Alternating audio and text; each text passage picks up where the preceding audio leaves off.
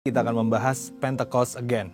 Dalam 2 Raja-Raja 4 ayat 1-6, kita membaca sebuah peristiwa mengenai wanita janda dari seorang nabi. Wanita tersebut mengutarakan kondisinya kepada Elisa, di mana ia dikejar-kejar oleh penagih hutang dan anaknya terancam untuk diambil sebagai budak. Peristiwa ini dapat dimaknai secara rohani sebagai gambaran gereja di masa kini. Janda yang ditinggal suami yang berhutang dapat dianalogikan sebagai gereja yang merasa ditinggalkan Tuhan sebagai yatim piatu di dunia ini, yaitu orphan spirit yang ada di dalam gereja. Penagih hutang dalam konteks ini dapat menjadi sebuah tipologi atau kiasan dari iblis yang selalu berusaha menggocoh dan menuntut hutang darah. Namun perlu dipahami bahwa hal ini tentu tidak dapat diasosiasikan dengan iblis. Sementara itu, situasi yang dihadapi oleh wanita janda ini juga dapat menggambarkan kondisi yang menekan gereja hari-hari ini. Tekanan ini dapat muncul saat gereja lengah, tidak berjaga-jaga, atau membuka celah bagi iblis untuk mengintervensinya. Celah ini digambarkan dengan baik oleh jerat hutang dari suaminya yang adalah seorang nabi. Padahal orang yang takut akan Allah tentu akan senantiasa mengandalkannya dan tidak akan jatuh pada jerat hutang piutang yang tidak dapat dibayarkannya sesuai waktu yang ditentukan. Uniknya, kondisi ini tidak hanya berdampak pada sang istri nabi, tetapi juga dapat berdampak pada generasi muda, yaitu anak-anak mereka. Kondisi tanpa ayah ini membuat anak-anak janda itu kehilangan tudung rohani. Tidak ada lagi figur bapak yang mengayomi dan menjamin masa depan mereka. Anak-anak janda ini menjadi generasi yang terhilang dan warisan panggilan dari ayahnya pun tidak dapat dilanjutkan. Di tengah kondisi yang sulit itu, sang wanita janda mencari pertolongan hamba Tuhan, yaitu Nabi Elisa. Elisa mengingatkan keluarga itu bahwa mereka belum kehilangan segalanya. Masih ada harapan, sebab masih ada minyak yang disimpan dalam buli-buli di rumah mereka. Minyak di dalam konteks gereja Tuhan dimaknai sebagai urapan dari Roh Kudus. Sisa dari urapan itu dapat menyelamatkan gereja Tuhan dari kondisi yang sulit. Namun, jumlah minyak sedikit tidaklah cukup untuk membawa keluarga ini sebagai tipologi gereja Tuhan untuk lepas dari intimidasi si penagih hutang. Seperti yang diceritakan di dalam kisah ini, diperlukan minyak yang berlimpah. Perlu pengurapan Roh Kudus dengan kapasitas yang besar dan luar biasa. Untuk memperoleh urapan Roh Kudus itu, kita sebagai gereja Tuhan perlu untuk mendengarkan pesan Tuhan lewat hambanya dan taat melakukan perintah Tuhan itu. Dalam konteks cerita ini ada 2 hal yang harus kita lakukan. Yang pertama adalah pemulihan hubungan antar generasi, antar ibu dan anak. Perlu adanya kerjasama antara generasi muda dengan generasi yang lebih tua dalam menghadapi kondisi sulit yang dipicu oleh penagih hutang ini. Perlu ada arahan visioner dan relevan dari generasi orang tua bagi anak-anak mereka. Di sisi lain, perlu adanya kepercayaan dan ketaatan dari generasi muda untuk menjalankan visi yang mereka terima. Generasi orang tua dan generasi anak muda harus bersinergi, mengambil beban yang sama. Dan yang kedua, menyiapkan bejana-bejana dan menuangkan minyak. Artinya gereja Tuhan perlu mempersiapkan hati yang haus dan lapar akan pengurapan Roh Kudus.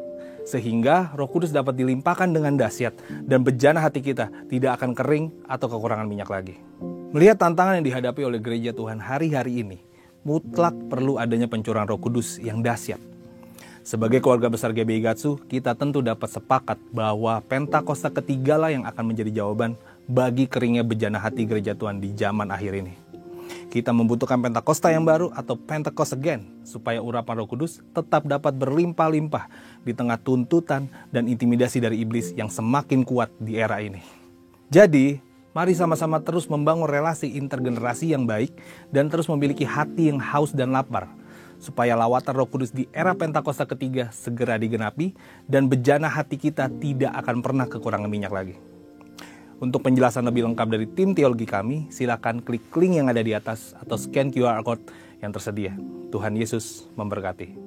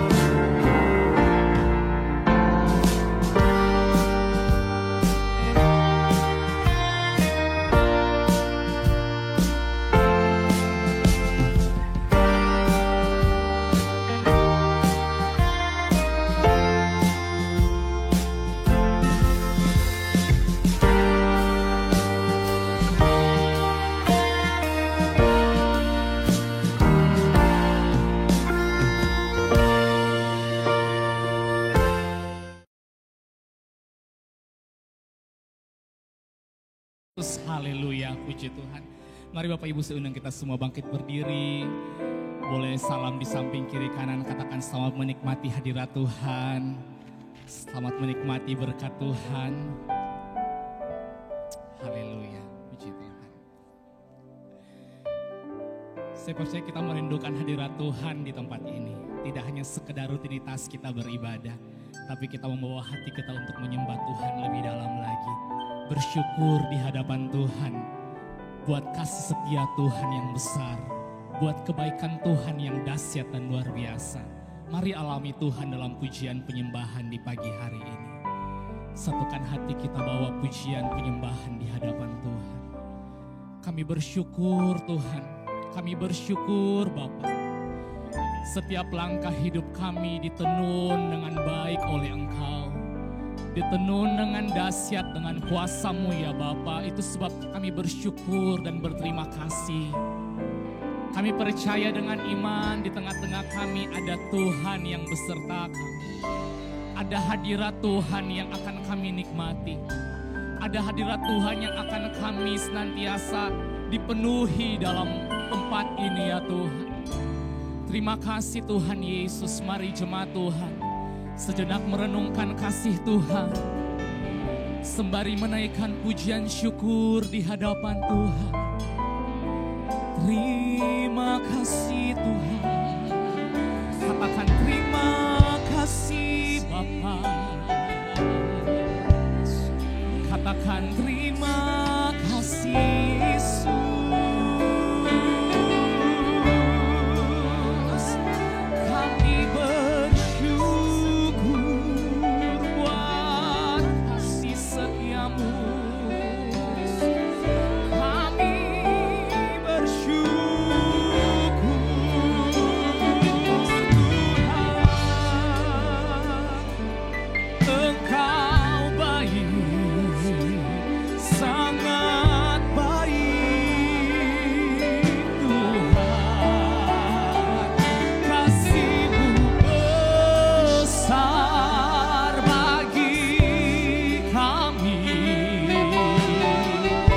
Mengucap syukur di hadapan Tuhan.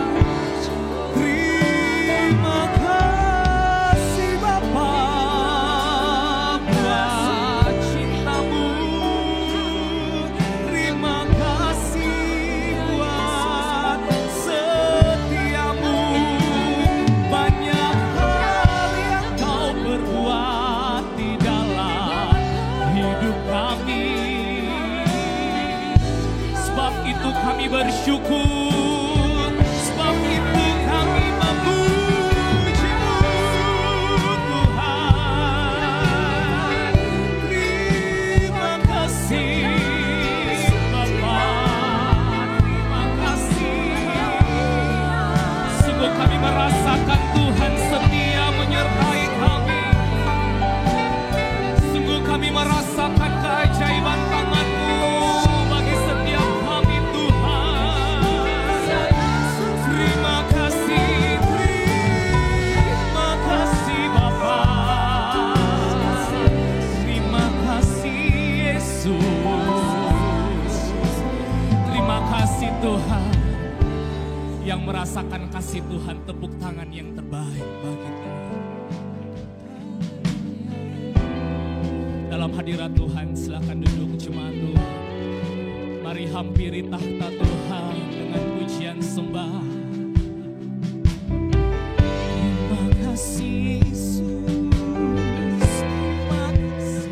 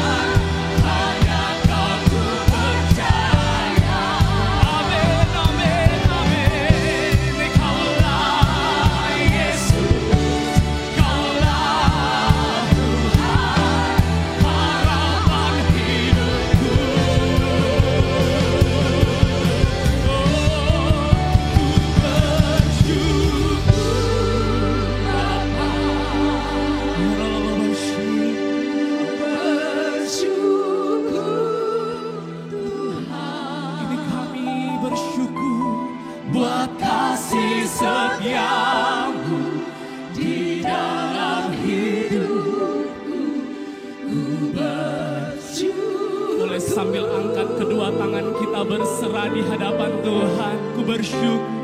Ku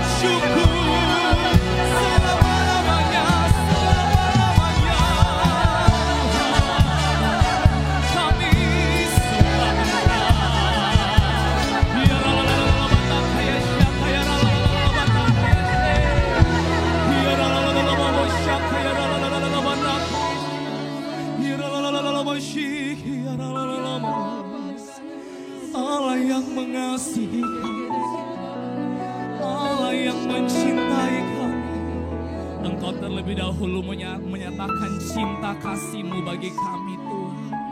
Sebab itu kami datang dengan penuh syukur cinta di hadapan Tuhan. Terima kasih Yesus.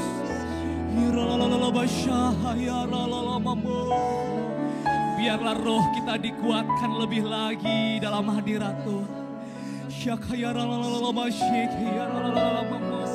Biarlah iman kita lebih dikuatkan lagi dalam menjalani hidup ini. Sebab Engkau Tuhan setia menyertai kami. Terima kasih Tuhan. Terima kasih Yesus. Terima kasih.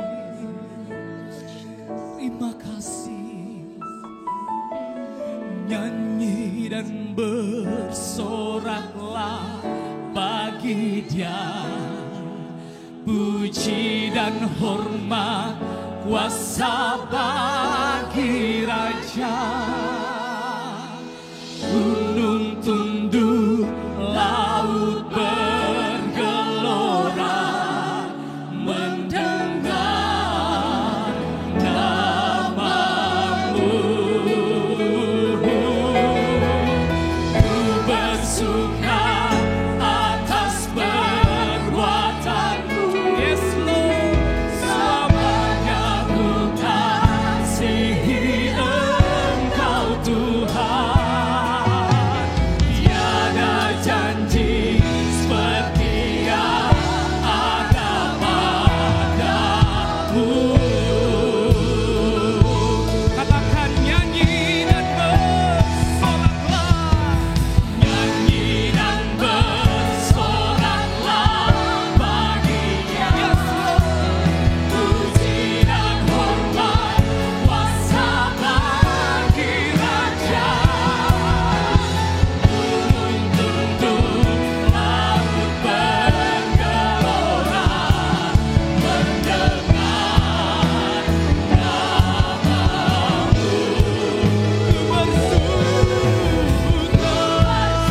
Bersuka atas perbuatan-Mu, selamanya ku kasihi Engkau Tuhan.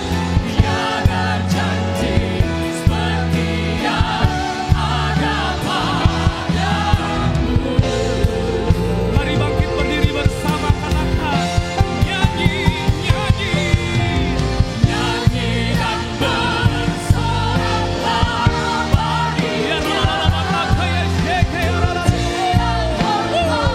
Kuasa bagi Raja. Yes Lord. Gunung tunduk, laut bergelora, mendengar nama-Mu. Ku bersuka atas perbuatan-Mu, kasihi Engkau Tuhan. Tiada janji seperti yang, katakan tiada janji, tiada janji seperti yang lagi dengan iman. Tiada janji seperti yang ada padamu. Haleluya. Tepuk tangan lebih dahsyat bagi Tuhan. Haleluya, haleluya. Haleluya, haleluya.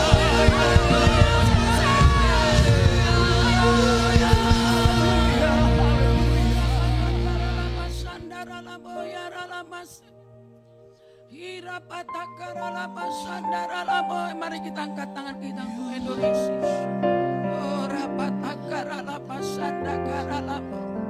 Tuhanlah penjaga Israel, penjaga yang tidak pernah terlelap tertidur. Sia-sialah para penjaga jikalau bukan Tuhan yang berjaga. Pagi ini Tuhan yang berjaga atas Indonesia, Tuhan yang berjaga atas Pekanbaru. Kami berkata selamatkan Indonesia ya Tuhan. Damailah negeriku, damailah Pekanbaru, Provinsi Riau, Indonesia bagi bangsa-bangsa, Indonesia bagi Tuhan. Kami percaya keputusan surga terjadi atas Indonesia di dalam nama Yesus.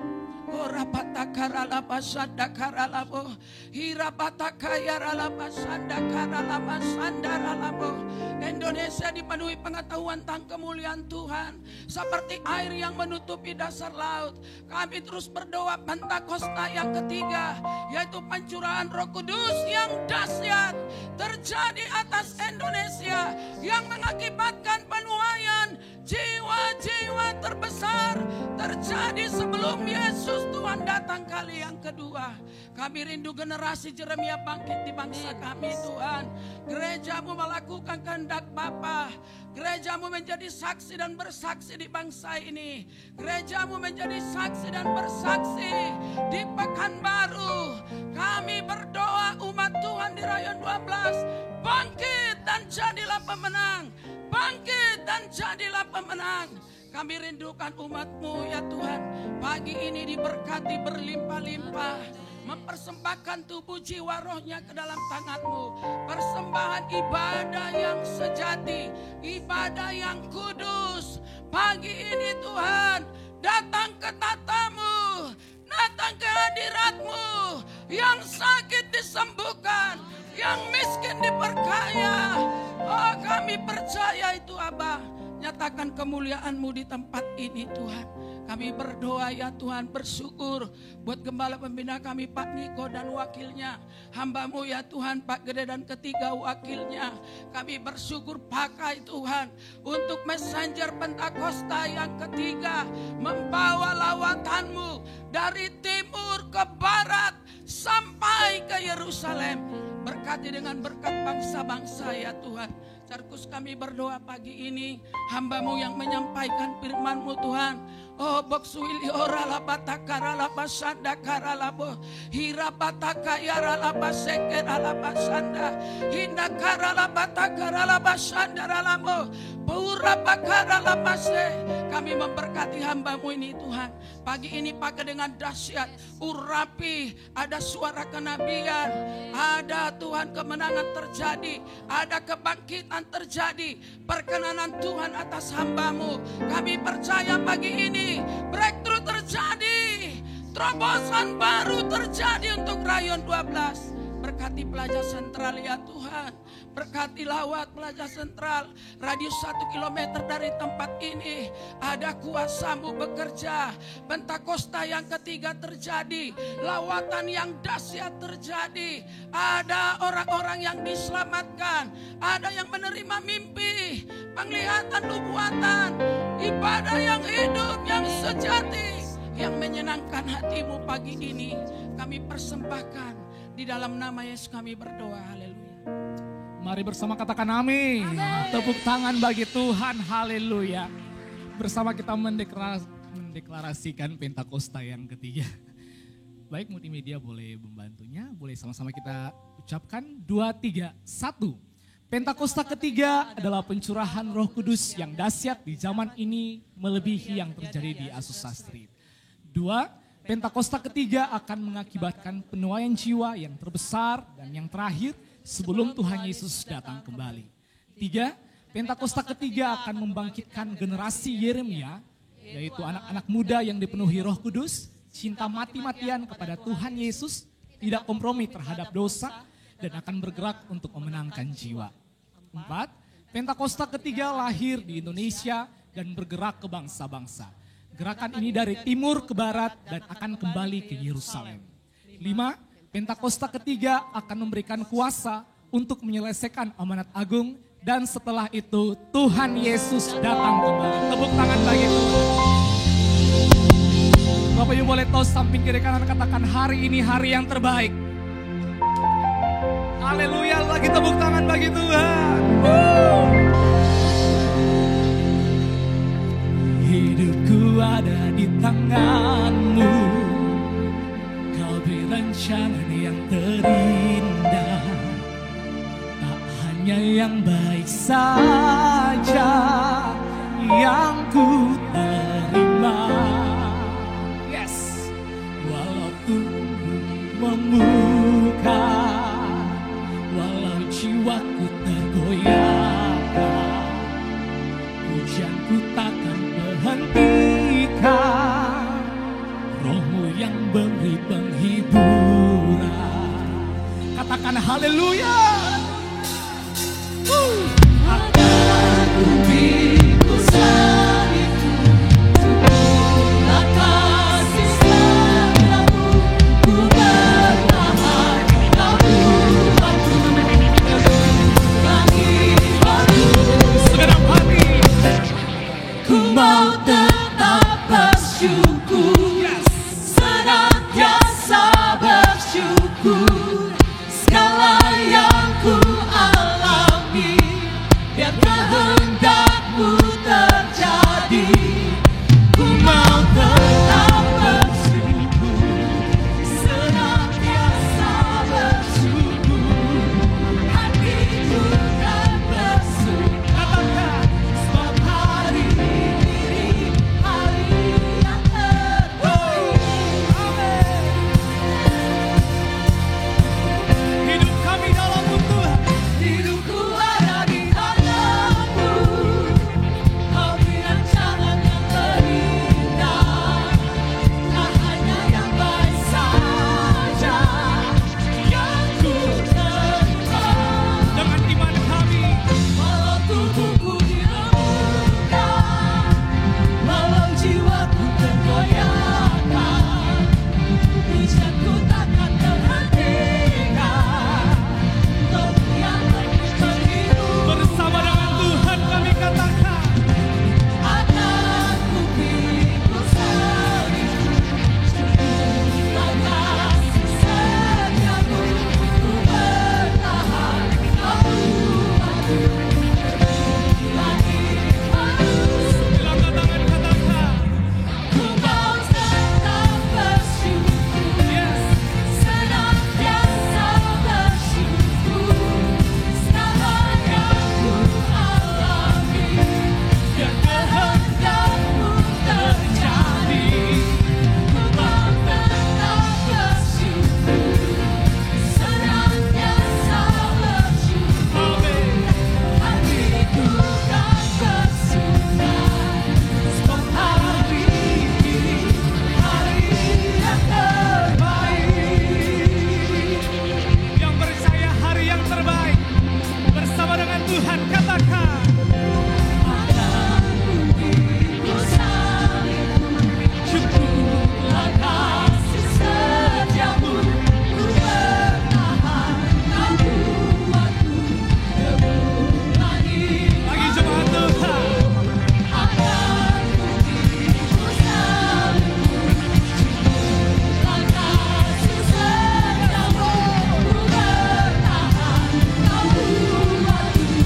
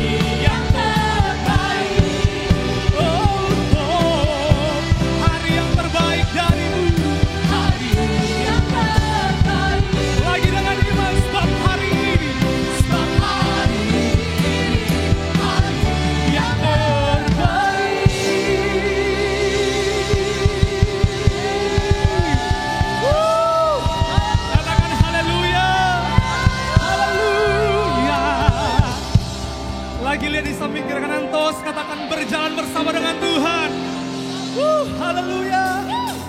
Yesus.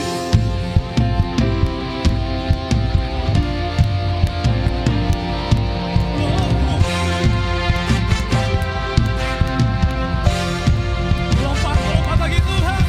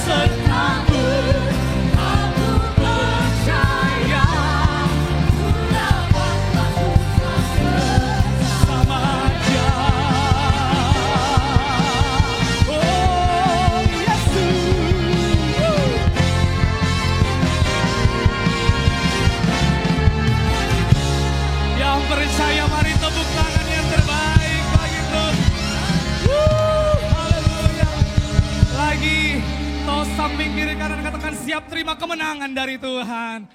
Haleluya, haleluya. Lagi Bapak Ibu tepuk tangan bagi Tuhan Yesus. Dahsyat Tuhan. Silakan duduk jemaat Tuhan. Tuhan memberkati kita sekalian. Mari kita membawa persembahan kita yang pertama di hadapan Tuhan. Siapkan persembahan kita yang terbaik. Satukan hati kembali kita berdoa. Terima kasih Tuhan Yesus. Kami yakin dan percaya bahwa segala sesuatu berasal dari Tuhan. Bahkan berkat-berkat yang kami nikmati pun berasal daripada Tuhan. Itu sebabnya biarlah kami senantiasa membawa persembahan kami yang terbaik hanya kepada Tuhan. Ini kami umat-umat-Mu Tuhan, kami bawa persembahan kami dengan syukur dan percaya Tuhan pun akan senantiasa memberkati setiap aspek kehidupan kami. Terima kasih Tuhan, dalam nama Yesus Allah yang hidup kami berdoa, mengucap syukur, yang siap membawa persembahan bersama katakan amin. Amin. Sembari kita siapkan hati kita untuk menyambut firman Tuhan pada pagi hari ini. Terima kasih Tuhan. Firman jadi manusia, diam di antara kita. Ada hidup terang bagi manusia, Engkau datang bagi kepunyaan-Mu. Firman jadi manusia, diam di antara kita. Ada hidup terang bagi manusia, Engkau datang bagi kepunyaan-Mu.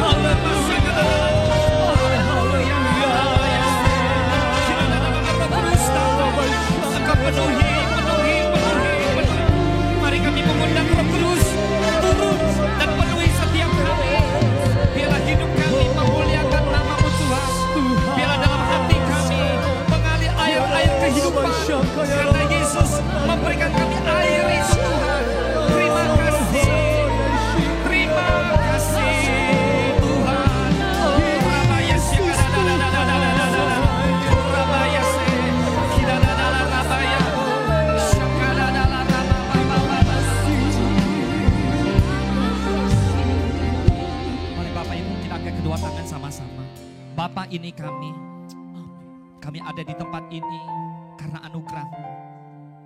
Tuhan, hari ini kami di tempat ini karena mau berjumpa dengan Tuhan. Dan kami tahu setiap kali berjumpa dengan Tuhan, perubahan itu terjadi. Kami tahu Tuhan sedang ubahkan setiap kami menjadi bejana-bejana yang baru, menjadi bejana-bejana yang indah. Hidup kami menjadi serupa dengan Kristus dalam kasih-Mu, dalam kebaikan-Mu, dalam kemurahan-Mu. Mari Roh Kudus urapi hamba-Mu dan urapi setiap kami. Berbicaralah Tuhan, berbicaralah. Kami siap menyambut sabda-Mu. Bila firman Tuhan, Yesus itu sendiri berkuasa atas hidup kami. Terpujilah nama Tuhan, hanya di dalam nama Yesus kami berdoa dan bersyukur.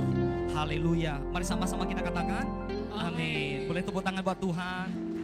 Baik, sebelum duduk, kasih tahu sebelah kiri kanan, kasih tahu biar kamu luar biasa. Silakan duduk Bapak Ibu. Baik, puji Tuhan.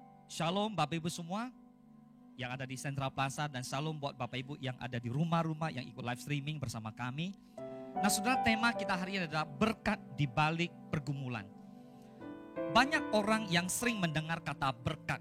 Banyak juga yang sering kita mendengar kata pergumulan. Tapi persoalannya, apakah Bapak Ibu mengerti apa itu berkat, apa itu pergumulan? Dan ternyata ada berkat di balik pergumulan. Bahkan setiap pagi kita berdoa, kita juga minta Tuhan Yesus berkati aku, Tuhan Yesus berkati keluargaku. Bahkan ketika Bapak Ibu kirim WA, Bapak Ibu juga bilang Tuhan Yesus memberkati kamu. Yang lebih keren lagi adalah God bless you. Benar? Katakan amin. Nah sekarang kita lihat, apa konsep pemahaman kita mengenai berkat. Nah banyak orang mudah menghubungkan antara kata berkat itu dengan materi. Dengan harta benda, kekayaan, kesehatan fisik, mungkin keturunan yang banyak, panjang umur, kesuksesan usaha dan sebagainya. Saudara, ini tidak sepenuhnya salah. Hanya di dalam Alkitab yang dimaksud dengan berkat adalah segala sesuatu yang Allah berikan kepada anak-anaknya. Katakan amin. Segala sesuatu yang Allah, Tuhan berikan kepada anak-anaknya. Katakan amin. Jadi berkat itu juga bisa berupa perlindungan. Katakan perlindungan. Perkenanan Tuhan. Damai sejahtera.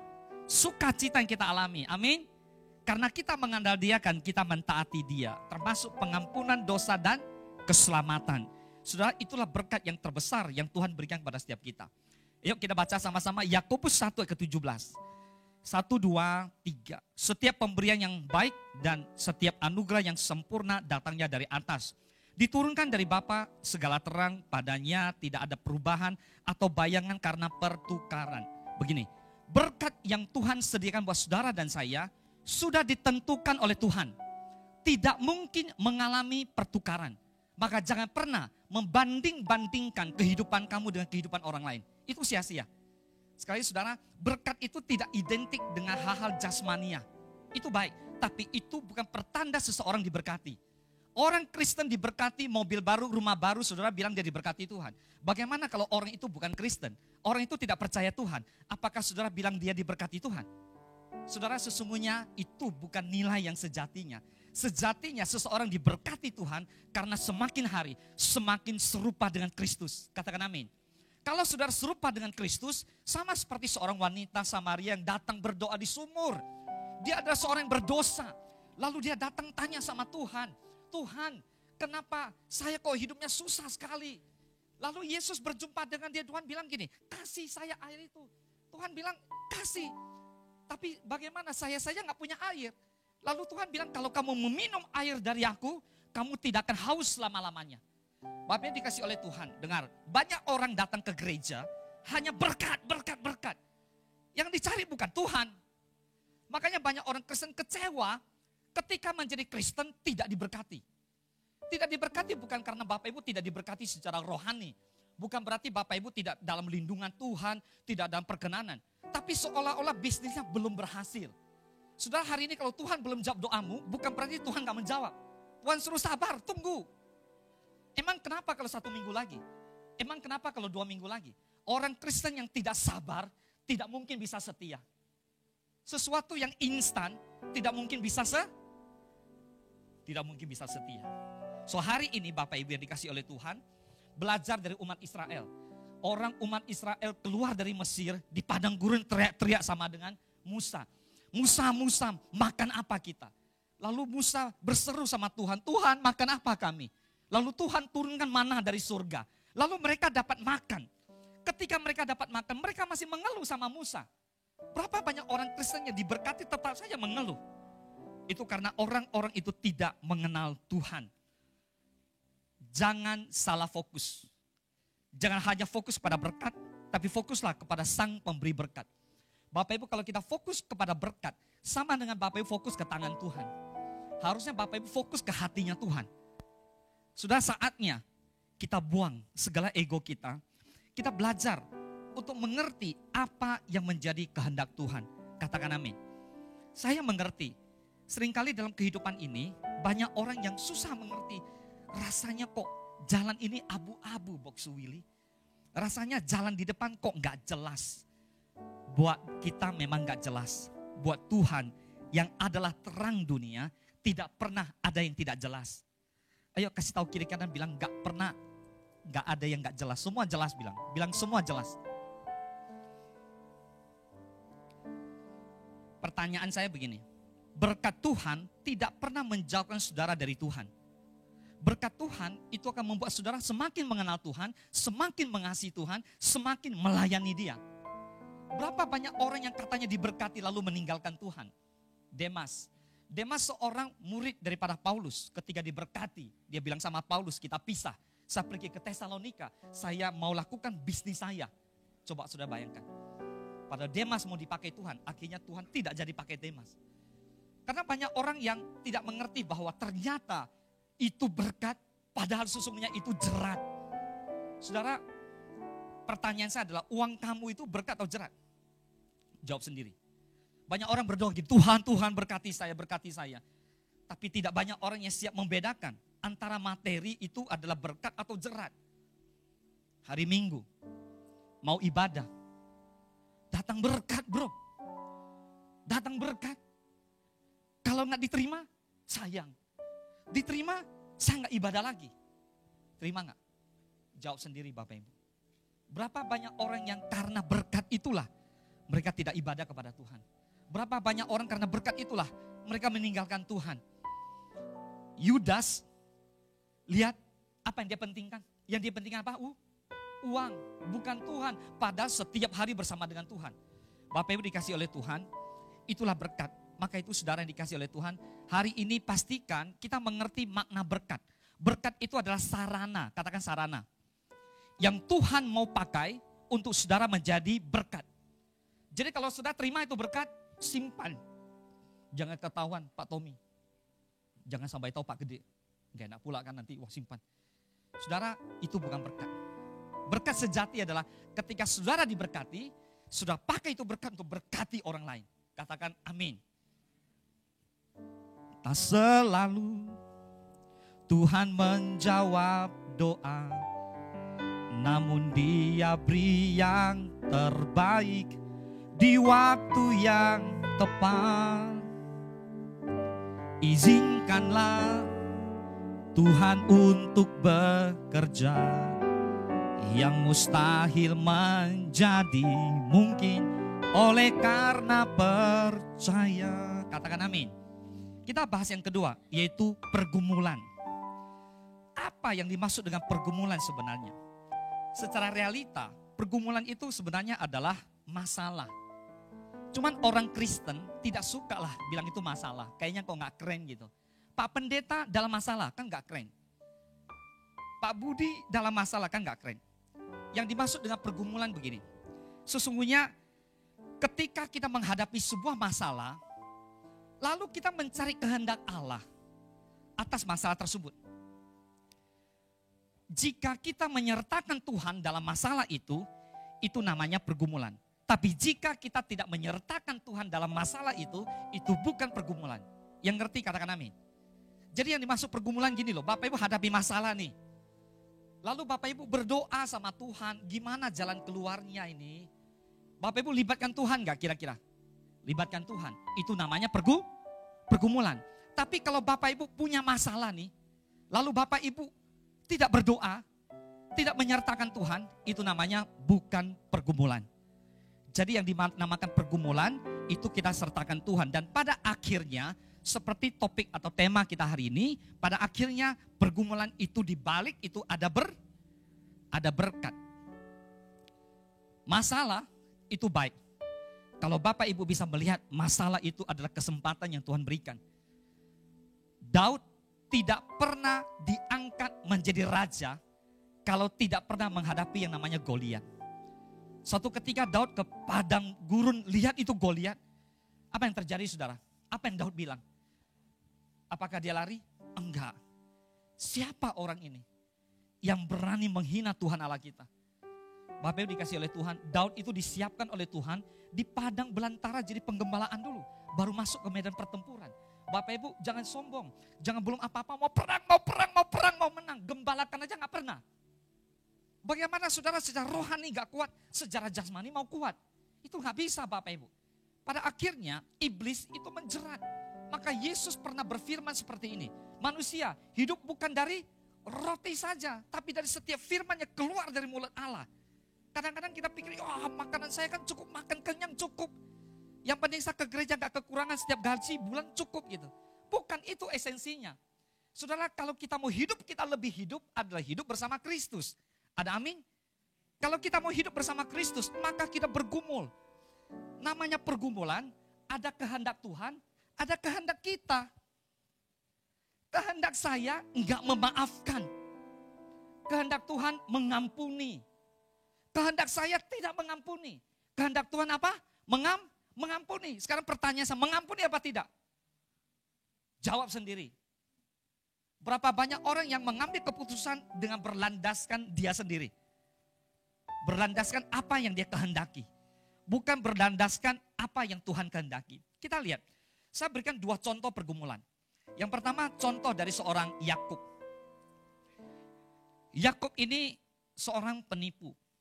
Akhirnya dia menipu Esau dengan sebuah semangkok kacang hijau.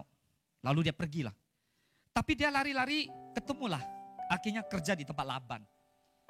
Ketemu di sana ditipu oleh Laban. Untuk menantikan orang dikasihnya 14 tahun. Hanya menantikan seorang yang namanya Rahel. Apa yang terjadi saudara? Pada waktu akhirnya Tuhan suruh dia pulang ke kampung halamannya.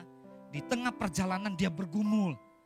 Kalau saya ketemu dengan Esau yang sudah saya tipu, dia bakal bunuh saya. Lalu Yakub berdoa sama Tuhan. Di tengah malam itulah datang malaikat. Kejadian 3:27 tertulis begitu. Bertanyalah orang itu kepadanya, siapakah namamu? Sahutnya, Yakub.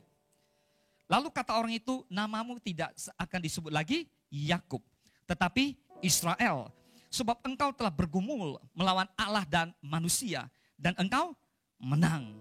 Saudara, pertarungan antara Yakub melawan Allah dan manusia. Mungkin kedengarannya agak sedikit unik ya. Bagaimana manusia bisa bertarung melawan Allah. Kalau dibacakan dari terjemahan asli begini. Bertarung melawan Allah itu maksudnya bertarung mempertahankan iman. Yakub itu tidak menyerah. Sekalipun situasi di depan mata itu sulit gitu. Sama seperti apa yang dialami oleh Abraham. Ketika mengantarkan Ishak anaknya naik ke Bukit Moria. Lalu dia bergumul sama Tuhan juga. Tuhan, apakah anak saya ini yang mau dibakar?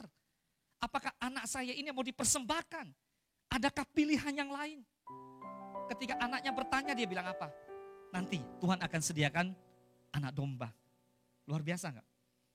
Ayub seorang yang saleh, diberkati Tuhan luar biasa. Makanya Bapak Ibu jangan pikir orang yang diberkati dalam Tuhan, orang yang sungguh-sungguh tidak mengalami yang namanya penderitaan.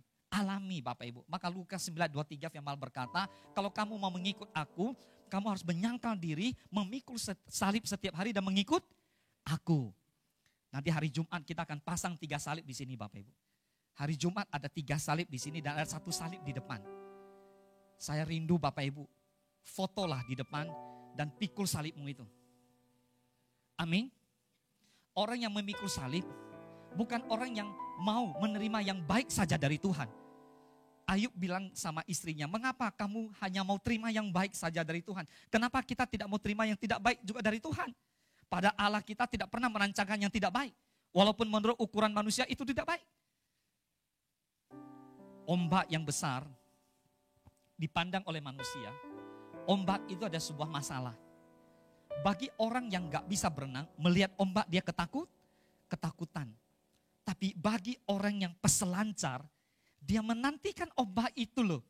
Bahkan dia cari ombak yang paling dahsyat gitu. Keren gak kira-kira? Kamu yang mana? Kamu yang melihat ombak itu takut atau kamu berselancar menantikan ombak? Pertanyaannya, Pak kan saya gak bisa berenang. Belajar berenang. Sesungguhnya Tuhan itu mau berkati kita semua. Hanya satu pertanyaannya, are you ready? Siap gak Bapak Ibu? Anak-anak umur 7 tahun dikasih mobil berantakan, kecelakaan dan menabrak banyak orang. Tapi kalau kita dewasa, umur 17 tahun, punya SIM, punya KTP, dikasih mobil mau gak kira-kira? Ya maulah. Tepuk tangan buat Tuhan, katakan amin. Saya kasih contoh yang kedua. Tentang orang kaya yang sukar masuk kerajaan Allah. Yesus pernah berfirman di Lukas 18 ayat 24. Yesus bilang begini. Alangkah sukarnya orang yang beruang masuk ke dalam kerajaan Allah. Ayat 25 dibilang begini. Sebab lebih mudah seekor unta masuk melalui lubang jarum daripada seorang kaya masuk ke dalam kerajaan Allah. Mungkin Bapak Ibu bayangkan lubang jarum itu lubang jarum yang waktu Anda nyulam ya, masukin ke jarum. Tidak ada begitu. Lubang jarum itu sebenarnya begini. Banyak pintu-pintu kecil di Yerusalem. Jadi nanti Bapak Ibu di Yerusalem akan melihat. Ada gedung-gedung tertentu, gereja-gereja tertentu juga ada seperti yang saya taruh di depan. Ini pintu gerbang. Nah salah satu pintu gerbang di Yerusalem, itu setiap malam itu pintu gerbang itu ditutup. Pintu gerbang ditutup, lalu tidak boleh ada yang masuk keluar. Nah bagi yang mau masuk keluar masuk itu lewat yang namanya lubang jarum. Lubang jarum itu sekecil itu. Pertanyaan saya, kenapa Yesus bilang lebih mudah seekor unta masuk ke lubang jarum? Padahal unta segede gini. Jawabannya sederhana. Unta yang mau masuk ke lubang jarum, dia harus turunkan bebannya. Selagi saudara angkat bebannya tinggi-tinggi gak mau turunkan, gak bisa masuk lubang itu Pak. Manusia, orang Kristen, yang setiap hari kerjanya komplain, menghakimi, menilai, kedagingannya lebih kuat daripada roh. Setiap hari itu saja urusannya. Bapak Ibu, sulit buat kita masuk ke lubang jarum ini. Mau gak kita turunkan ego, buang, lepaskan segala sesuatu yang bukan dari Tuhan. Katakan amin. Katakan amin. Saya percaya Bapak Ibu, orang bijak adalah orang yang rendah hati. Orang yang rendah hati adalah orang yang mau mengikuti jalan yang ditunjukkan oleh Tuhan. Orang rendah hati adalah orang yang paling mudah dibentuk. Kalau orang sombong, orang yang susah banget dibentuk. Mengapa? Karena dia sudah punya jawaban. Pada akhirnya dia memutuskan dengan jawaban dia sendiri. Pertanyaan saya, adakah orang kaya yang rendah hati? Ada. Adakah orang kaya yang sombong? Ada juga. Salahkah orang menjadi kaya? Wah, boksu kalau gitu wah jangan kaya lah. Nanti gua gak masuk surga. Enggak begitu juga. Bukankah Yesus pernah bilang orang kaya susah masuk surga? Ayo kita lihat satu ayat dulu. Kejadian 26 ayat 12 dan 13. Pada musim kekeringan, di masa itu Kejadian 26 ayat 12 dan 13. Maka menaburlah Ishak di tanah itu dalam tahun itu juga. Ia mendapat hasil berapa? 100 kali lipat. Sebab ia diberkati Tuhan. Dan orang itu menjadi kaya. Bahkan kian lama kian kaya. Sehingga ia menjadi sangat kaya. Tuhan tidak pernah membenci kaya. Tuhan itu membenci kesombongan. Jadi kalau Bapak Ibu kaya tapi sombong, Tuhan gak suka. Tapi kalau saudara kaya dan rendah hati, Tuhan suka. Makanya kenapa kita jadi orang kaya tidak boleh sombong. Yang ngerti katakan amin. Jadi kalau memang kita mau diberkati, maka belajarlah rendah hati. Rendah hati. Nah saudara, kalau memang rendah hati adalah syarat diberkati, Andre Murray dia bilang begini. Kerendahan hati adalah syarat untuk menerima berkat sejati. Udah pernah lihat belum malaikat yang jatuh dari surga? Si Lucifer itu, karena sombong. Orang sombong fokusnya pada sampah. Orang sombong itu sama seperti lalat yang fokusnya ke sampah.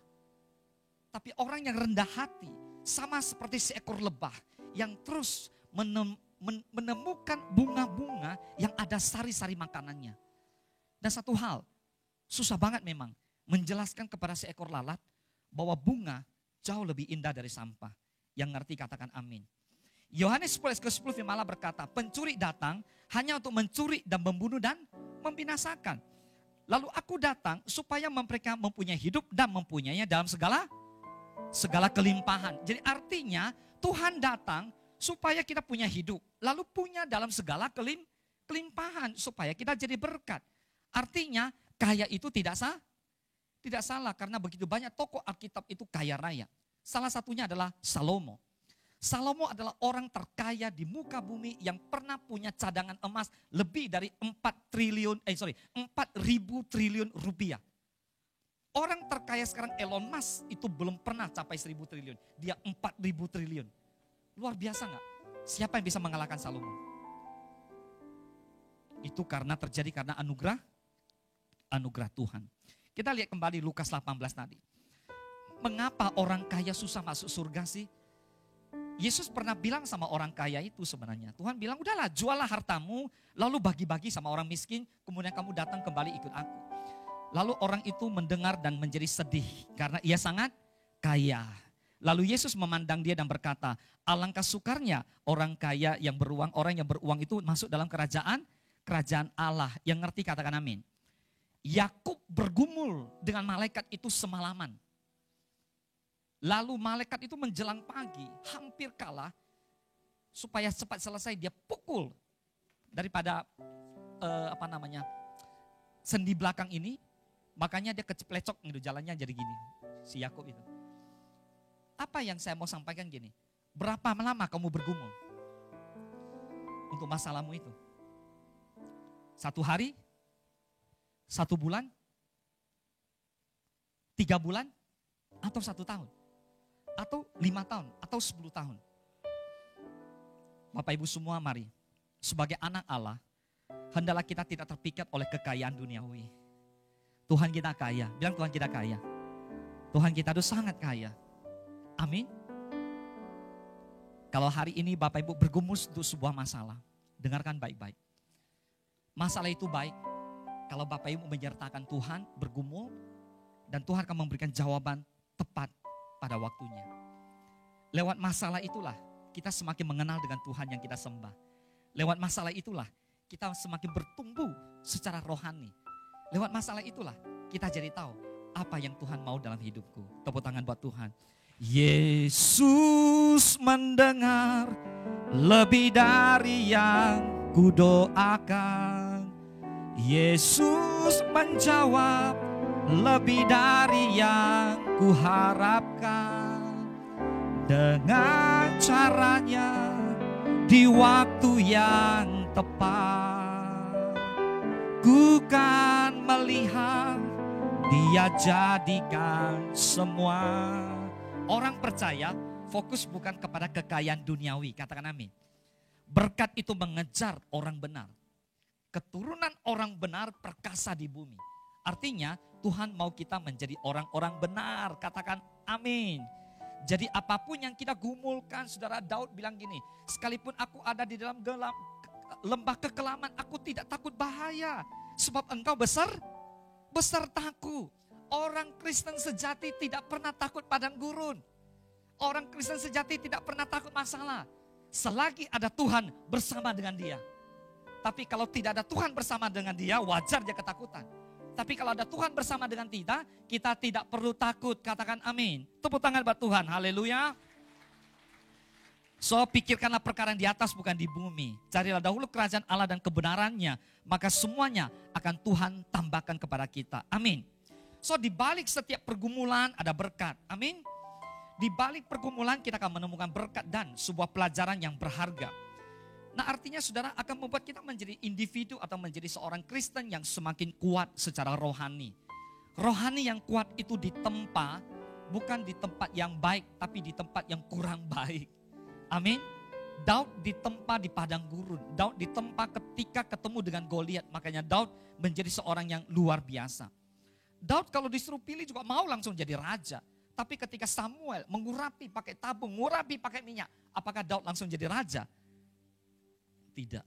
Tapi Daud mengalami sebuah proses yang begitu berat. Dia harus di istana menyanyikan lagu, mengusir setan keluar dari tubuhnya si Saul. Pada diurapi dan jadi raja. Gak mudah memang.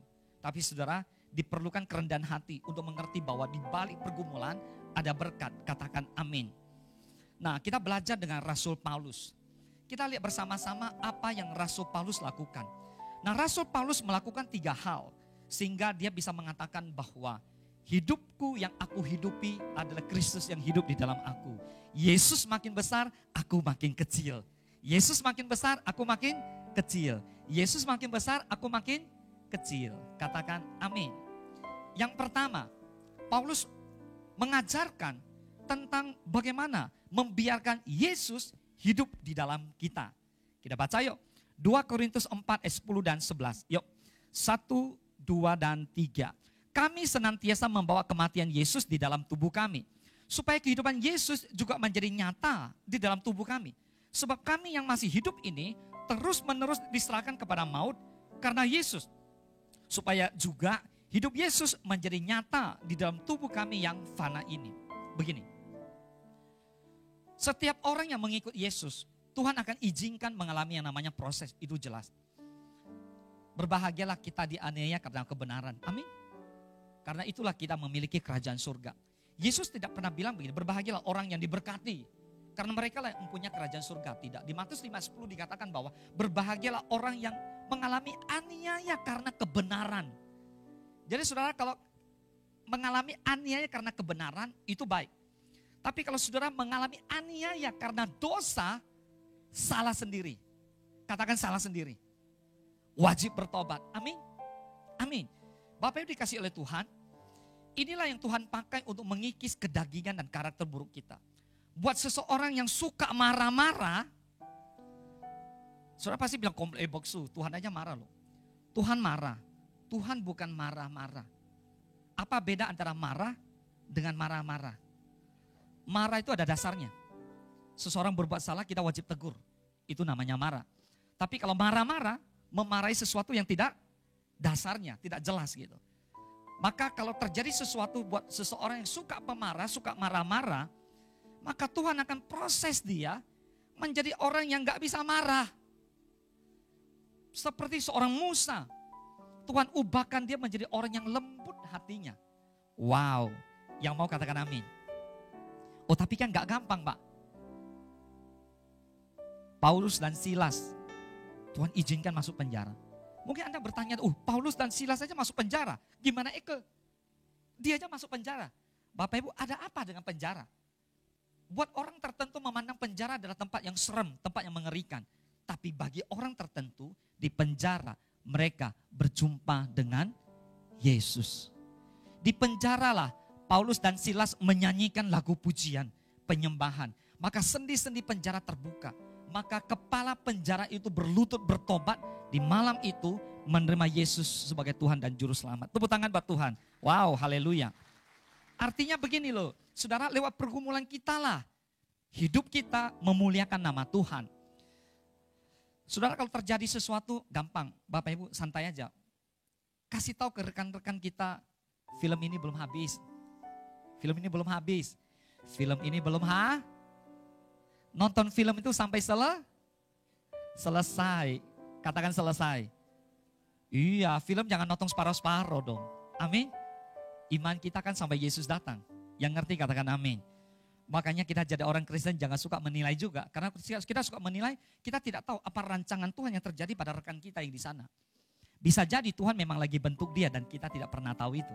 Yang ngerti katakan amin. Nah Bapak Ibu, saya merenungkan satu ayat bagus. Kita buka 1 Petrus 3:15. Ini Tuhan memberikan saya pengertian tentang bagaimana memberikan Yesus hidup di dalam kita. Kalau bicara Yesus hidup dalam kita, berarti Yesus berkuasa atas hidup kita. Kalau Yesus yang berkuasa, kita nggak punya kuasa lagi. Yesus yang pimpin, Yesus yang kendalikan.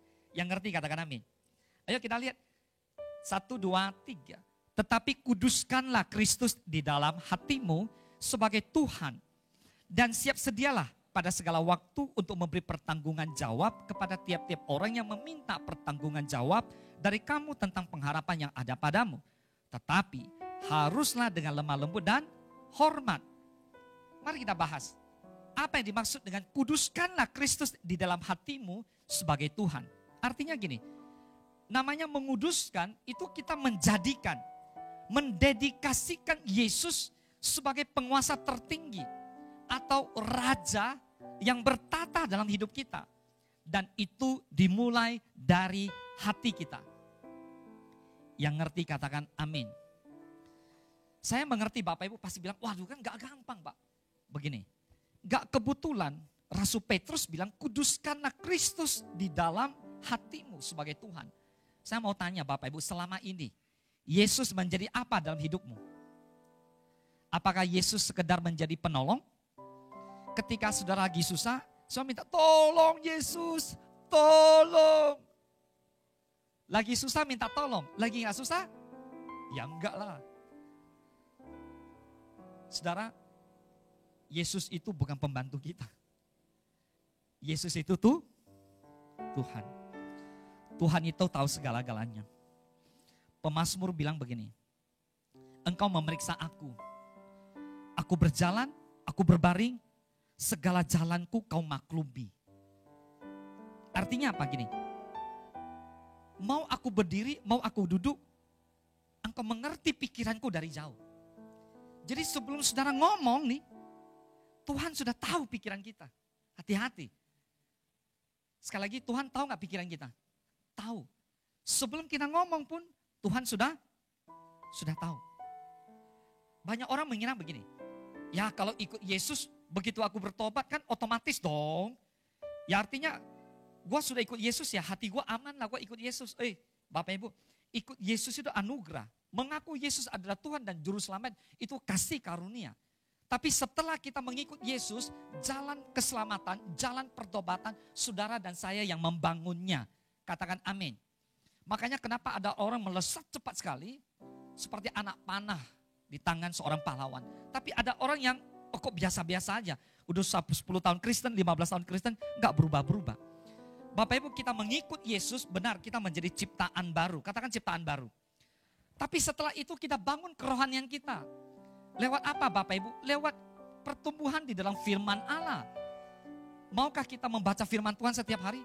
Kalau Bapak Ibu membaca firman setiap hari, maka setiap pergumulan yang kita alami, kita counter dengan firman. Maka Yesus juga mengajarkan bahwa ada tertulis. Manusia hidup bukan dari roti saja, tapi dari setiap firman yang keluar dari mulut Allah. Katakan amin.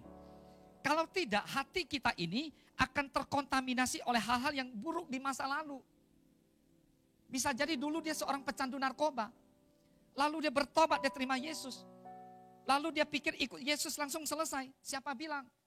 Saudara kita harus menjaga kehidupan kita. Menjauhkan diri dari teman-teman yang narkoba juga. Kuatkan rohmu, baru boleh menangkan mereka. Amsal mengatakan bahwa pergaulan yang buruk merusak kebiasaan yang baik. Kalau memang sudah Kristen, masuk menara doa, masuk mesbah doa, masuk ke dalam doa WA call, ikut komunitas, bergabung di KUL. Supaya menjadi orang yang bersama-sama membangun kerajaan surga di muka bumi. Amin. Ini udah tahu dia pecandu narkoba, bertobat seminggu sekali ke gereja. Mau jadi apa? Gak jadi apa-apa. Salah sendiri. Lalu menyalahkan, oh Kristen gak benar nih. Yang salah bukan Kristennya, yang salah orangnya saudara. Yang ngerti katakan amin. Mana yang terjadi sebenarnya? Kalau yang namanya menguduskan Kristus sebagai Tuhan, artinya kita menempatkan Tuhan di posisi yang benar. Saya mengajak Bapak Ibu lihat 3 hal begini. The first one is the kingdom of myself. The second one is the kingdom of evil. Yang ketiga adalah the kingdom of God. Hati kita ini adalah tempat yang kudus sebenarnya. Tapi segala yang jahat, Galatia mengatakan, segala perjinahan, percabulan, pikiran, iri hati, dengki, benci, itu semua dari hati. Seorang Kain mau bunuh seorang Habel, itu di awal dari hati.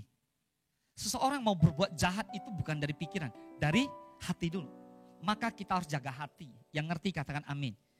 Pertanyaan saya, sekarang kita sudah ikut Yesus nih. Kita mau mengalami berkat di balik pergumulan. Lalu Rasul Paulus mengajarkan izinkan Yesus yang memerintah dalam hidupmu. Pertanyaan saya, yang mana dulu nih? Sekarang kerajaan dalam hidupmu, siapa yang pimpin? Sebuah klub bola tergantung siapa manajernya, siapa pelatihnya. Betul nggak? Klub yang hebat nih Liverpool, kalau nggak punya pelatih hebat ya nggak ada apa-apanya Liverpool. Sekalipun punya pemain-pemain hebat. Saya bukan fansnya Liverpool ya, saya Real Madrid. Bapak Ibu dikasih oleh Tuhan, kingdom of myself artinya gini, Bapak Ibu, kita ini selalu mempedulik kita sendiri loh. Gua nih, gua ke gereja ada untung nggak? Gua ikut Tuhan ada untung nggak? Gua selama 5 tahun ikut Tuhan dapat apa? Dapat apa? Dapat apa? Wih, luar biasa. Nanti malam kalau tutup mata berangkat ke surga tanya sama Tuhan. Benar ya? Kata Pak Ridwan begitu, Pak Ridwan bagus loh. Mati nih masuk surga tanya gitu. Naik ke surga, Tuhan Yesus, gua dapat apa? Gua dapat apa? Gua dapat apa? Tanyalah sama Tuhan. Pada Tuhan kasih kita udah banyak. Bapak Ibu, saya nggak tahu sekarang dalam hatimu Tuhan menempati posisi yang mana.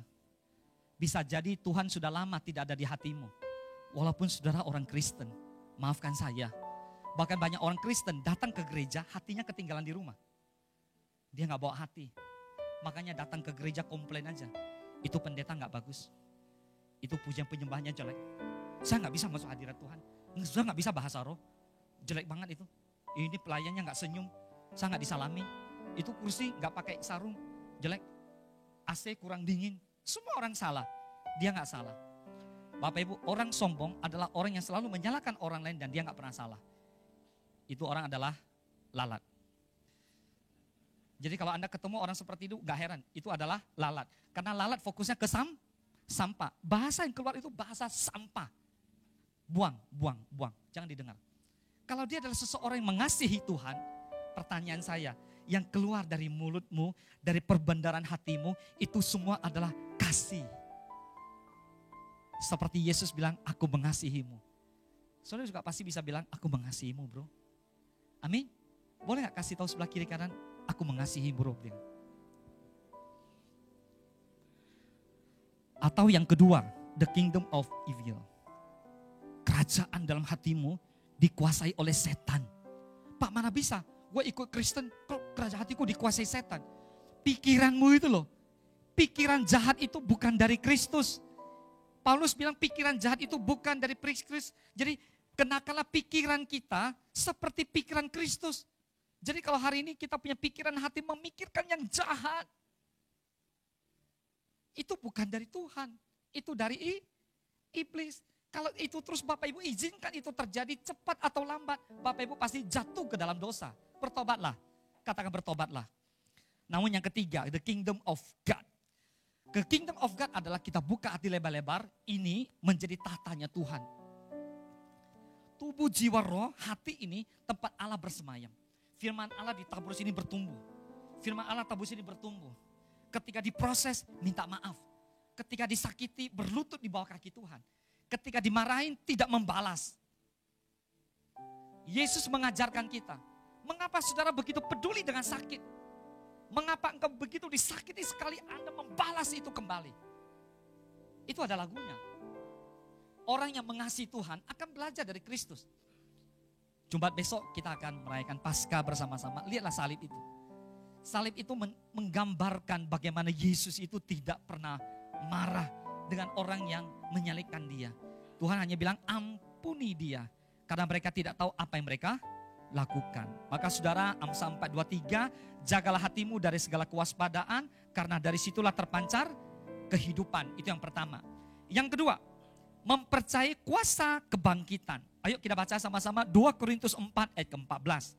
Karena kami tahu bahwa Ia yang telah membangkitkan Tuhan Yesus akan membangkitkan kami juga bersama-sama dengan Yesus, dan Ia akan menghadapkan kami bersama-sama dengan kamu kepada dirinya.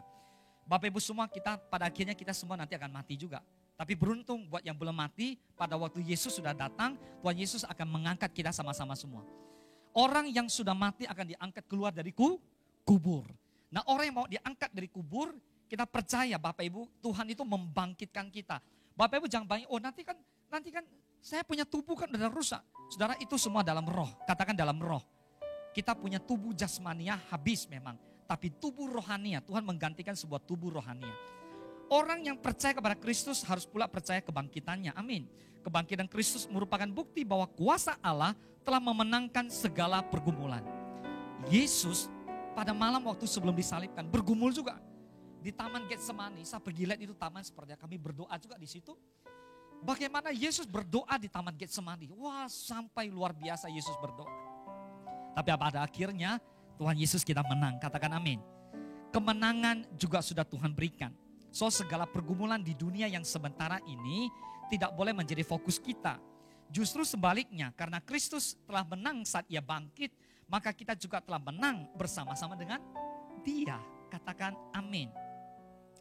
Kebangkitan Kristus memberi harapan dan kekuatan bagi mereka saat menghadapi pergumulan. Karena Yesus bangkit, maka kita punya hari esok. Karena Kristus bangkit, maka kita punya kuasa. Saudara, kuasa ini penting. Kalau kita tidak punya kuasa, kita tidak mungkin bisa mengusir setan. Kita tidak bisa mungkin berdoa. Mengapa? Karena doa orang yang benar bila dengan yakin didoakan besar kuasanya. Kuasa dari mana? Kuasa dari Tuhan Yesus. Bukan kuasa manusiawi kita. Kuasa dari Tuhan Yesus. So persoalannya adalah, maukah Bapak Ibu kita percaya kuasa kebangkitan? Mengapa tidak banyak, mengapa ada orang yang meragukan Kristen? Karena mereka meragukan kebangkitan Yesus. Pada jelas begitu banyak bukti saksi yang Tuhan tunjukkan, bahkan masih sampai sekian hari Tuhan ada di muka bumi, menunjukkan bahwa Dia bangkit. Bapak Ibu semua berbahagialah kita percaya dengan kebangkitannya. Katakan amin. Tepuk tangan buat Tuhan. Wow, Tuhan Yesus baik. Yang terakhir, melihat dengan mata iman. Sebab penderitaan ringan yang sekarang ini mengerjakan bagi kami kemuliaan kekal melebihi segala-galanya.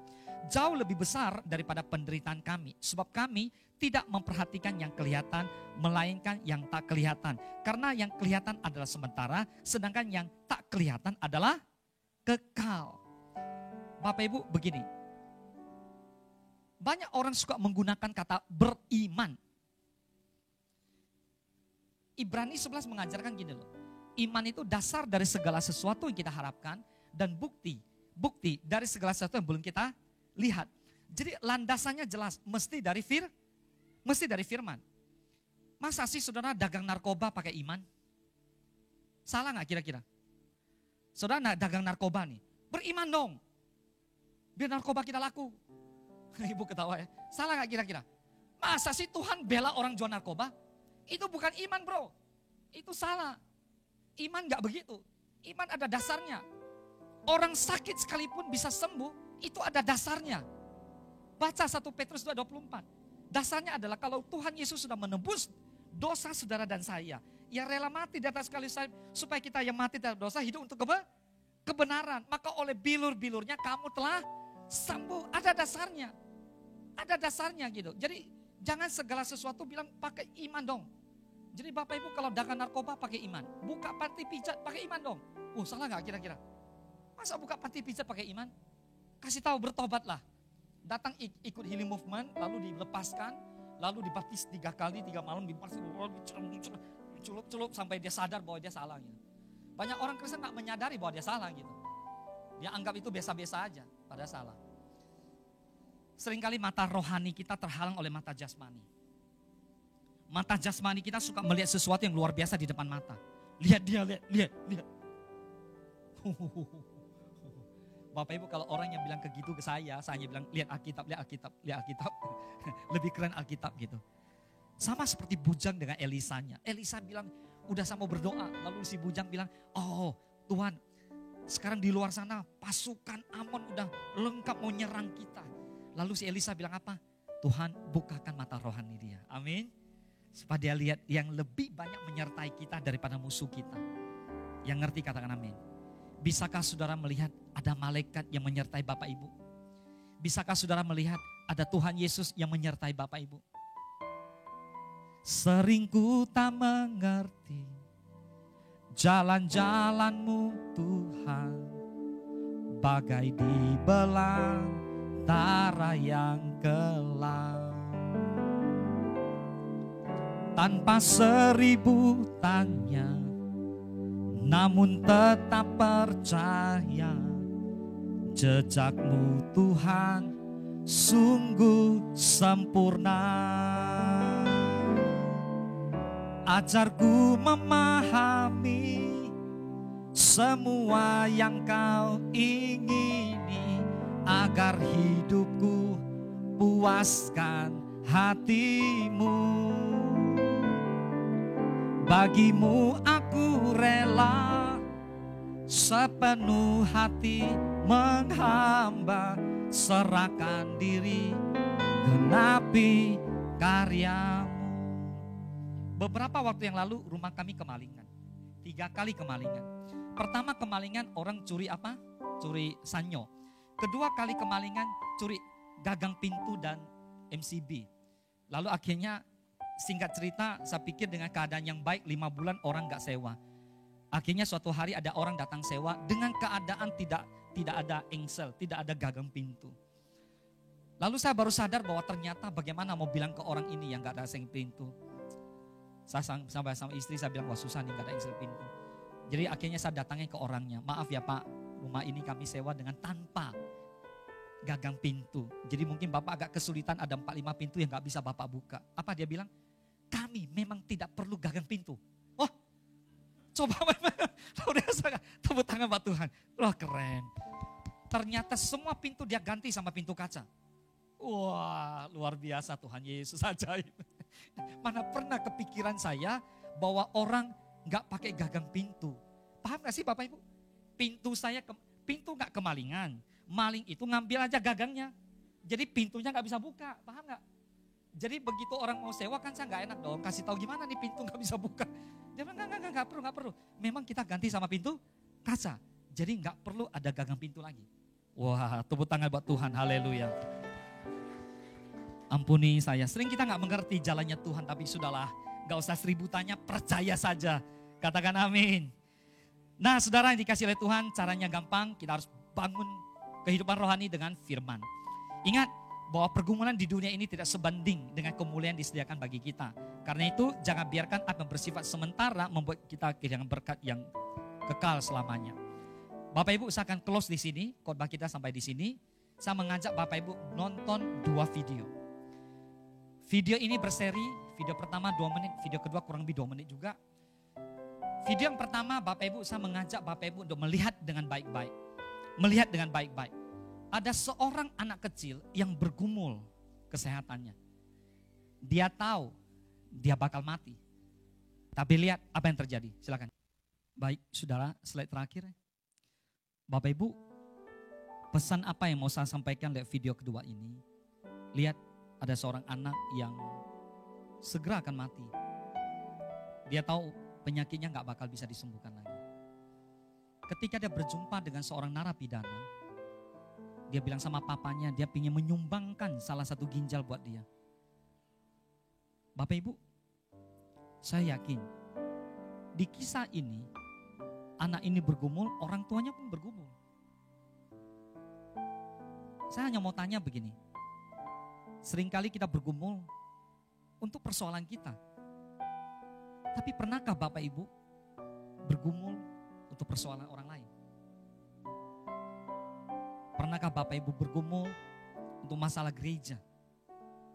Pernahkah Bapak Ibu bergumul untuk masalah kota dan bangsa? Mungkin Bapak Ibu hanya memikirkan bahwa saya susah, saya menderita, saya punya banyak masalah. Bapak Ibu dikasih oleh Tuhan, lihat Matius 5:10. Berbahagialah orang yang dianiaya oleh sebab kebenaran. Karena merekalah yang empunya kerajaan sorga. Jadi hari ini Bapak Ibu kalau dianiaya karena sebuah kebenaran, Bapak Ibu bergumul demi orang lain, bergumul demi pertolongan kepada orang lain, percayalah, bukan hanya manusia di bumi bersorak-sorai, malaikat di surga pun bersorak-sorai. Yang ngerti katakan amin. Mari saya undang baki berdiri bersama-sama. Izinkan Roh Kudus yang menjamah Bapak Ibu. Izinkan Roh Kudus yang bekerja di dalam Bapak Ibu. Sering ku tak mengerti jalan-jalan-Mu Tuhan, bagai di belantara yang gelap. Tanpa seribu tanya, namun tetap percaya, jejak-Mu Tuhan sungguh sempurna. Ajarku memahami semua yang Kau ingini, agar hidupku puaskan hati-Mu. Bagi-Mu aku rela sepenuh hati menghamba, serahkan diri genapi karya-Mu. Ayo dengan iman katakan sama-sama. Sering ku tak mengerti jalan-jalan-Mu Tuhan, bagai di belantara yang gelap. Tanpa seribu tanya, namun tetap percaya, jejak-Mu Tuhan sungguh sempurna. Ajarku memahami semua yang Kau ingini, agar hidupku puaskan hati-Mu. Bagi-Mu aku rela sepenuh hati menghamba, serahkan diri genapi karya-Mu. Ajar aku Tuhan, ajarku memahami semua yang Kau ingini, agar hidupku puaskan hati-Mu. Bagi-Mu aku sepenuh hati menghamba, serahkan diri. Mari musik saja, kita sembah Dia. Kurabaya Sang, ajar aku agar ku mengerti apa yang Tuhan mau. Aku lakukan jalani tanpa seribu tanya. Aku tetap percaya, aku berserah Tuhan. Jadilah seperti apa yang Engkau mau dalam hidupku. Tuhan, aku angkat tanganku. Oh, Rabaya Shadalalalabalabalabala. Shakalalalalalalabaya. Shadalalalalabalasi. Kiralalalalabalaba. Engkau Yesus yang baik, mengerti apa yang terjadi. Tuhan, jadilah Tuhan dalam hidupku. Yesus yang berkuasa, Yesus yang berkuasa. Aku percaya Engkau sudah mati dan bangkit pada hari yang ketiga. Tuhan, terima kasih. Apa yang tidak mungkin bagi manusia, tidak mustahil bagi Allah. Haleluya.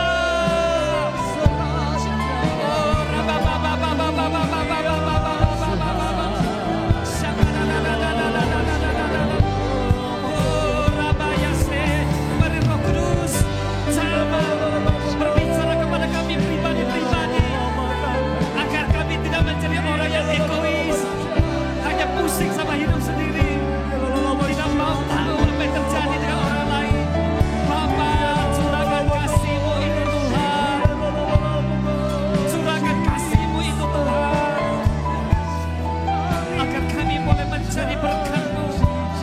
Haleluya, haleluya. Ajarku memahami semua yang Kau ingini,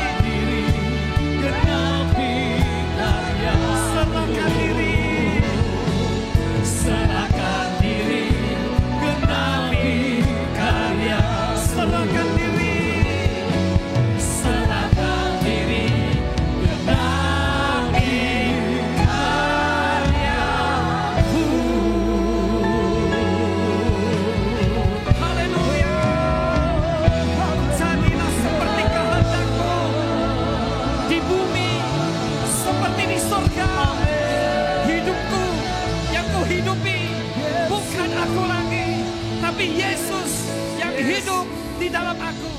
Yesus makin besar, aku makin kecil. Biarlah kehendakmu yang jadi. Pakai setiap kami untuk menjadi messenger Pentakosta yang ketiga. Untuk penuaian yang terbesar dan terakhir. Kami siap. Kami siap ya Tuhan. Kami siap. Yang Bapak Ibu yang siap sama-sama katakan amin. Katakan saya siap menuai. Saya siap. Katakan saya siap menuai. Saya siap. Katakan saya siap menuai. Saya siap. Tepuk tangan buat Tuhan. Katakan haleluya. Terima kasih Tuhan. Ini doa kami dalam nama Tuhan Yesus. Sama-sama katakan amin. Silakan duduk Bapak Ibu, Tuhan memberkati kita sekalian. Saya percaya kita semua diberkati dengan kebenaran firman Tuhan, amin. Yang diberkati sekali lagi tepuk tangan yang terbaik bagi Tuhan Allah kita Yesus, haleluya. Mari persiapkan persembahan kita bawa persembahan syukur, persepuluhan, persembahan khusus lainnya. Mari kita siapkan, satukan hati kembali kita berdoa. Terima kasih Tuhan Yesus, biarlah firman-Mu tertanam dalam setiap hati kami dan Roh Kudus mampukan kami menjadi para pelaku firman Tuhan dalam kehidupan kami. Kami akan bawa persembahan, persepuluhan, ucapan syukur, janji iman, persembahan khusus lainnya dan semua kami bawa sebagai tanda ucapan syukur kami di hadapan Tuhan karena semua berasal daripada-Mu Tuhan. Kami mempersembahkan yang terbaik dalam satu nama yang ajaib, nama Tuhan Yesus Kristus. Bersama kita katakan amin. Amin. Baik, sembari kita membawa persembahan di hadapan Tuhan, kita menyaksikan bersama tayangan Gihon News.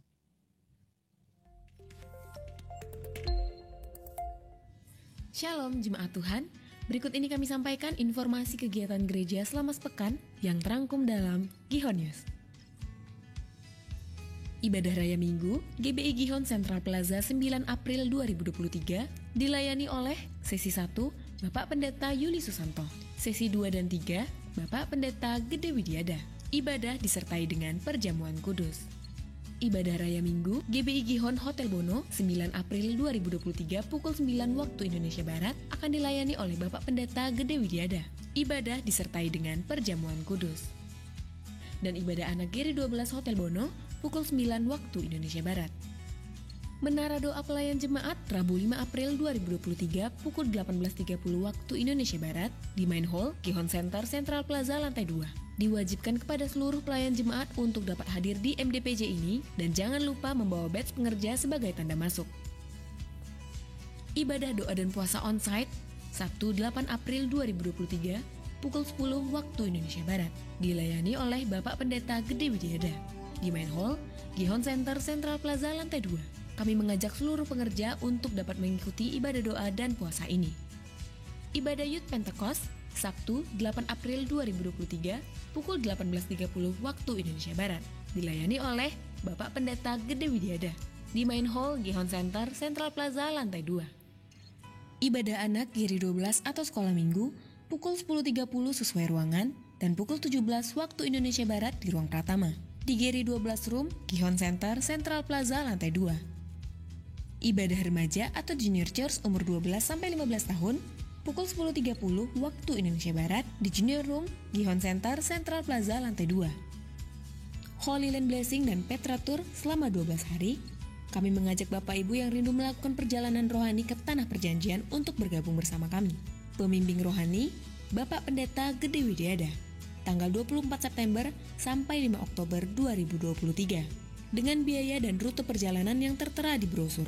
Bagi jemaat yang rindu mengikuti perjalanan rohani tersebut, dapat menghubungi Saudari Martalena Aritonang. Pengkinian data diwajibkan kepada seluruh pengerja dan juga kami menghimbau kepada seluruh jemaat untuk dapat mengisi KKJ. KKJ adalah kartu keluarga jemaat.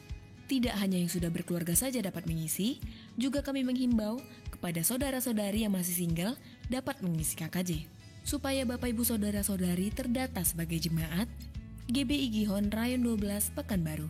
Manfaat mengisi KKJ adalah agar dapat mempermudah gereja untuk memperlengkapi jemaat kepada tingkat lebih lanjut. Di antaranya, pelayanan pastoral, ucapan selamat ulang tahun, broadcast informasi kegiatan gereja, dan masih banyak lagi. Formulir dapat diambil di counter, lobi Gihon Center. Tuhan Yesus memberkati. Bagi Bapak Ibu yang ingin bergabung di komunitas kasih atau KUL, silahkan temui KUL Ambasador setelah selesai ibadah ini di lobi Gihon Center.